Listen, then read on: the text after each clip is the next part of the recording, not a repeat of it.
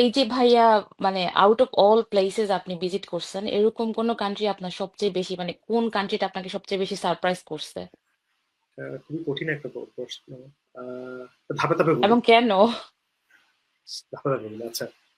ইয়ের দিক থেকে আপনার প্রকৃতির দিক থেকে, প্রাকৃতিক দিক থেকে আমাকে সবচেয়ে বেশি সারপ্রাইজ করছিল Croatia. Actually one of my early countries, 2016 গেছিলাম। কারণ প্লিতভিচে লেকস ন্যাশনাল পার্ক যে জায়গাটা, এটা তখন একেবারেই অজানা ছিল ইভেন ইউরোপিয়ানদের মধ্যে। এখন তো বেশ পরিচিত একটা জায়গা, তো তখন এবং আমার মনে আছে যেটা আহ, মানে এরকম 16টা লেক, এতগুলো ওয়াটারফল একটা একটার সাথে ইন্টারকানেক্টেড, এরকম যে একটা জায়গা থাকতে পারে এটা আসলে আমি কখনো ইমাজিন করিনি। ছবিতে কিছুটা মানে রিসার্চ করে গেছিলাম অবভিয়াসলি, কিন্তু ছবিতে যা দেখছি তার চেয়ে মানে চোখের সামনে দেখা ইট ওয়াজ আ ভেরি ডিফারেন্ট এক্সপিরিয়েন্স। এটা একটা। তারপরে আরো আরো দুটো আমি মনে থাকে হচ্ছে আফ্রিকার দুটো দেশ আমার এক্স্যাক্টলি মনে পড়ে। যে আমি ডেমোক্রেটিক রিপাবলিক অফ কঙ্গোতে গেছিলাম 2019-এ, এবং এটা একদম পুরো যুদ্ধের পরিবেশ, ইবোলা চলছে ওই জায়গায়।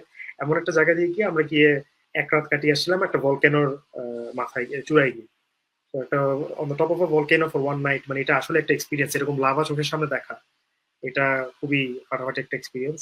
মোস্ট রিসেন্ট যে ট্রিপটা ছিল সেন্ট্রাল আফ্রিকান রিপাবলিক, আবার যুদ্ধ বিধ্বস্ত একটা দেশ, যেখানে যেখানে এয়ারপোর্টে নেমে আহ, মানে এয়ারপোর্টে যাত্রীর চেয়ে বেশি ইউএন পিস কিপার দেখা যায়, এমন একটা দেশ।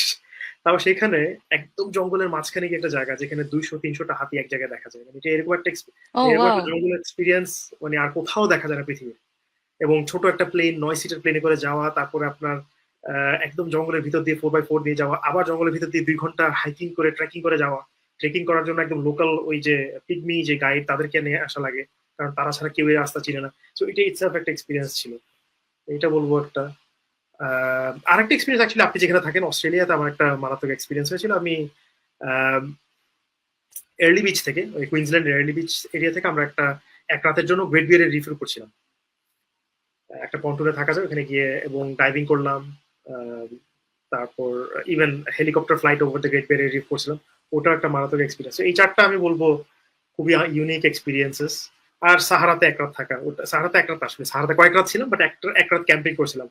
ওটাও একটা খুব ভালো। এগুলো আমি পাঁচটা আমি ধরে নিতে পারি। আরো আমি কথা বলা শুরু করলে তাহলে আরো সাহারাতে হয়তো। যখন মানে নাইট স্টে করেছেন ক্যাম্পের মধ্যে, তখন কি লাইক সোলো ট্রিপ ছিল নাকি কোনো গ্রুপের, না, মানে ওটা আমি অনেকের আমার wife, সাথে? আমরা দুজন ছিলাম। কাপল ট্রিপ ছিল। ও ওকে, ওকে, নাইস। কাপল ট্রিপ ছিল। আহ, সাহারা ইজ একটা এক্সপিরিয়েন্স। মানে এখন সাহারা তো অনেক দেশ থেকে দেখা যায়।